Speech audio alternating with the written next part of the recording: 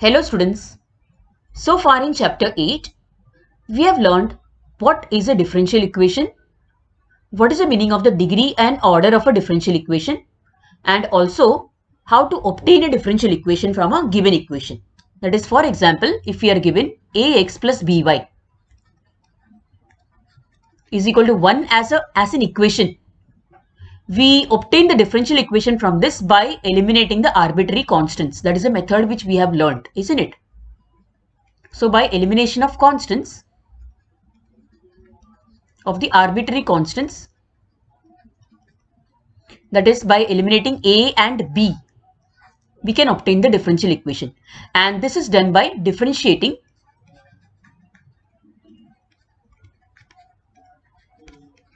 with respect to the independent variable, that is with respect to, in this case, x.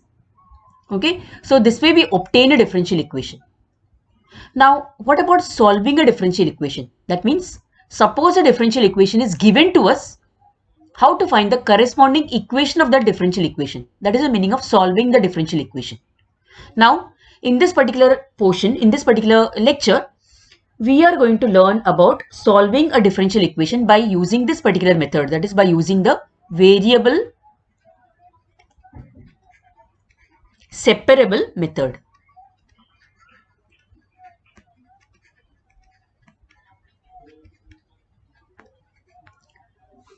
And we are going to use only equations of the differential equations of the first order, first degree. That means those equations will have at the most dy by dx or whichever variable that is used over there. At the most, this will be the order and degree of the differential equation that is there. So this method is what we are going to see in this particular part of the lesson that is there. Okay. For example, suppose the equation is fx plus gy fx dx, rather fx dx plus gy dy is equal to say 0. Then the first step in this case would be, we would be separating the variables. See, the method is variable separable method. So we are going to separate the variables in the first case. The variables here are x and y. So we will separate out x and y as long as it is possible, and we are going to write it this way, that is fx dx is equal to minus gy dy. Okay, we take the one of the variables we take to the RHS this way. And then in the next step, what we can do is, in this case, we are going to integrate both the sides. So we are going to find the integrals on both the sides. So we get integral fx dx is equal to integral minus gy dy. Now you must remember that in indefinite integration, we also have to write a constant of integration. So we write over here plus c. Okay, so we write over here plus c. So in this way, after writing the integral signs, we are going to integrate both the sides, and thus we are going to find the solution of the given differential equation. So this is the method that we are going to use. So remember, when we have to solve the given differential equation, we use integration. When we have to form the given differential equation, when we want to form the differential equation from the given equation, we use the method of differentiating. Okay, so this is what we have done so far. We have differentiated the equation and obtained the differential equation. Now we are going to be given the differential equation, and we are going to try to integrate the equation and find its solution. Okay, so this is what is going to be done in this particular lecture. In exercise 8.3, the first question is solve the following differential equations. So as I told you just now, we are going to use the variable separable method. So in the first step, we are going to try to separate the variables which are x and y in this case. So just observe what is going to be done over here. So in the first step, we are going to write dy by dx is equal to, now when we observe the RHS, we find that y is common to both the terms. So we write y common, we get in the bracket x square plus 1. Now what can be done is that the y term is going to be taken to one side wherever dy is there, and the x term comes to the other side wherever the x terms are there. Okay, wherever dx is there, there the x term goes. So here, in essence, we get dy upon y is equal to dx into x square plus 1. Rather, I should be writing this way, that is x square plus 1 into dx. So, if you see, we have cross multiplied. Y we have brought it to the LHS and dx we have taken to the RHS. Now, the next step would be integrating both the sides.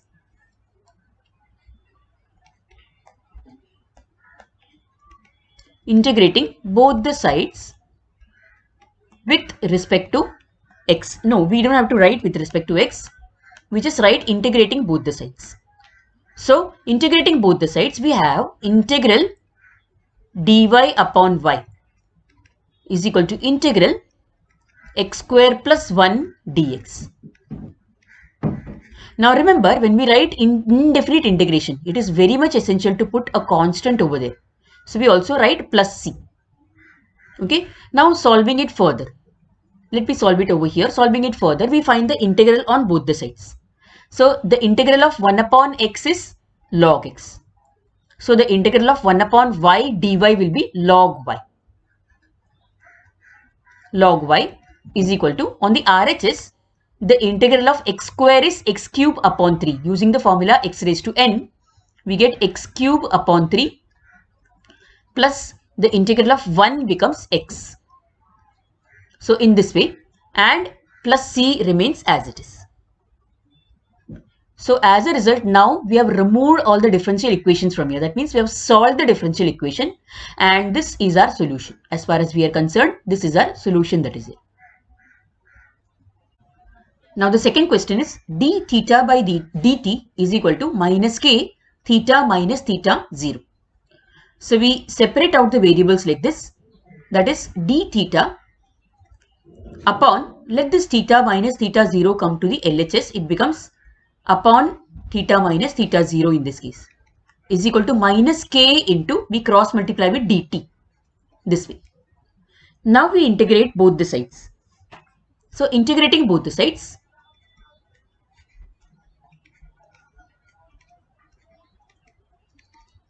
we are going to get integral d theta upon theta minus theta 0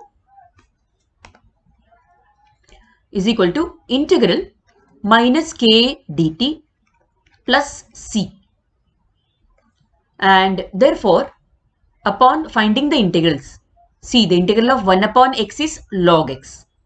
Therefore, the integral of d theta by theta minus theta 0 is log theta minus theta 0 is equal to, now minus k being a constant, it will remain as it is, and the integral of 1 is t, so integral dt becomes t, so kt, so minus kt plus c. Then in the next step, now this is as good as our answer actually, this is as good as our answer, but then to get the answer in the form which is given in textbook, what you can do is you can just take the log to the RHS. When the log goes to the RHS, it becomes e, exponential sign. So thus we have theta minus theta 0 is equal to e raised to minus kt plus c. Remember what is done? The logarithm goes to the RHS. It becomes the exponential sign e, and minus kt plus c becomes the power of the exponential sign. So e raised to minus kt plus c, and this becomes our answer over here. The third question is x square minus y x square into dy plus y square plus xy square into dx is equal to 0.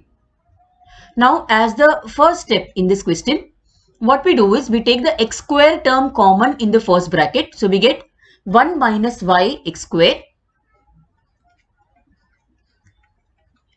dy plus in the second bracket we take y square common. So we get 1 plus x into y square dx is equal to 0. Now we separate the terms and take one of the terms on the RHS. So therefore we can write over here 1 minus y into x square dy is equal to minus 1 plus x into y square dx. Then we bring the y square terms together, the y containing terms together along with dy, and the x containing terms we bring together along with dx. So therefore we get 1 minus y upon y square. So y square comes on the RHS over here. So 1 minus y upon y square dy is equal to minus 1 plus x upon x square dx. As you can see, x square has gone on this side, on the RHS. So thus we are getting this. Now we can integrate both the sides. So therefore integrating both the sides.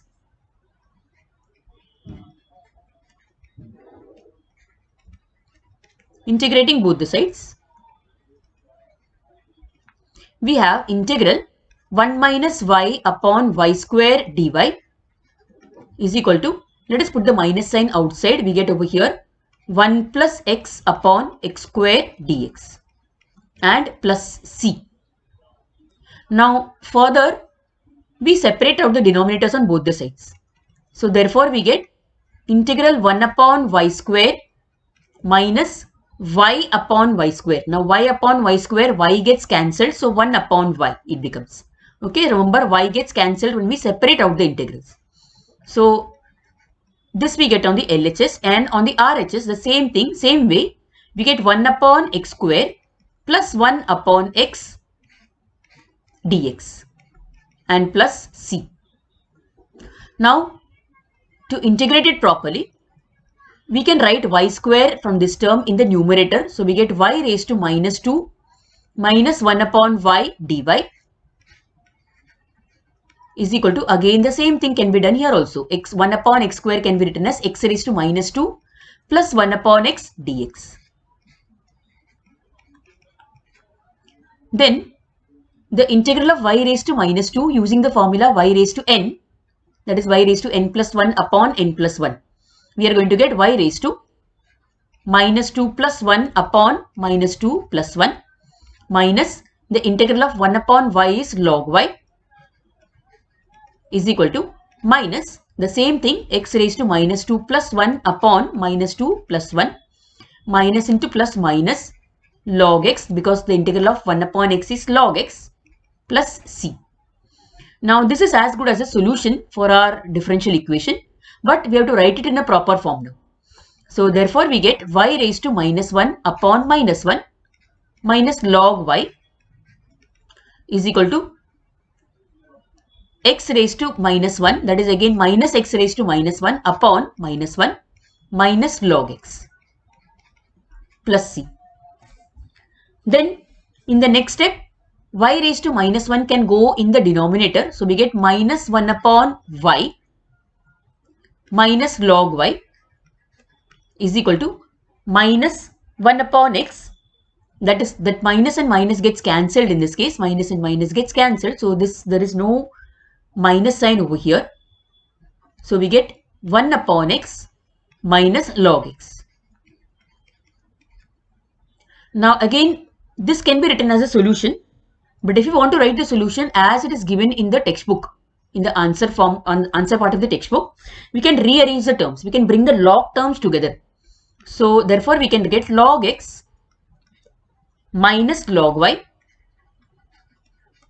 is equal to 1 upon x plus 1 upon y, because 1 upon y goes to the RHS, minus 1 upon y becomes plus 1 upon y, and this becomes our answer as it is given in textbook over there.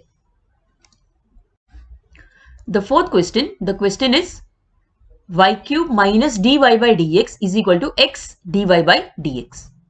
So let us try to separate the variables first.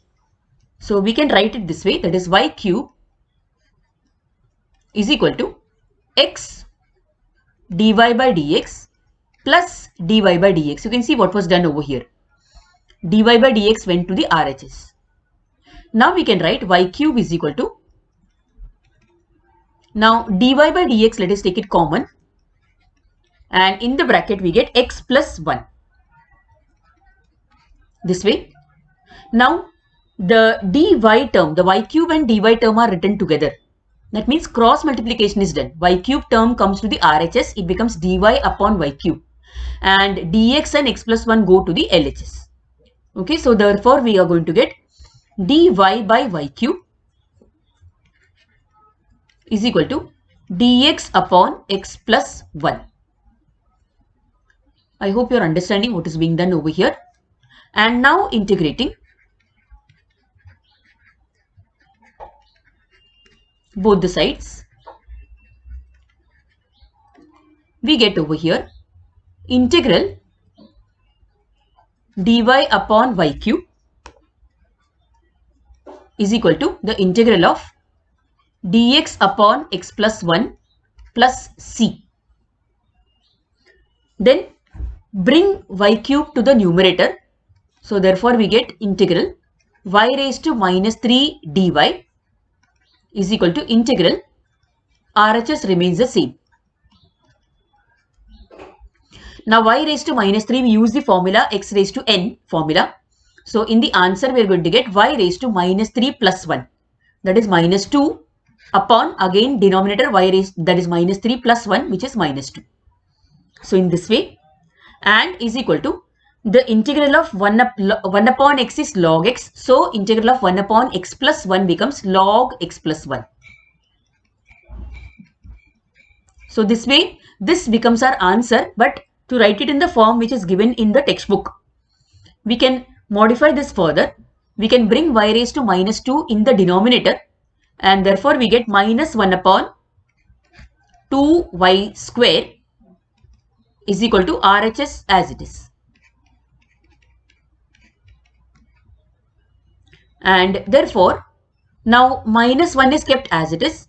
We take 2y square to the RHS and we multiply it over here with log x plus 1 as well as with c. So we get 2y square log x plus 1 plus 2y square c. See, remember, you can write your answer here itself. This itself can be the correct answer. But since you have done further in the textbook, I am doing it and showing it here just to show how the sum can go. Then now 2y square. So 2y square log x plus 1 we write on one side, and on the other side we are getting minus 1. Now 2y square c has come to the other side. So minus 1 minus 2y square c. Now put this minus c as another constant, say c, capital C, and then we get the answer in the form which is given in textbook. So therefore we get 2y square log x plus 1 is equal to minus 1 plus 2y square c, where c is equal to minus c, another constant. So this becomes our answer. So these are the first 4 sums of question 1. Study them properly and you can do these sums as assignment. I have given you 3 more sums, simple sums as assignment, just to check for yourself whether you understood the concept over. So the question is given over here and the answers are also provided. So you can solve them and check your answers whether they're coming the same or not. So that's all for today, folks. In the next lecture, we'll be going on to the next part of the same exercise. So thank you so much for listening.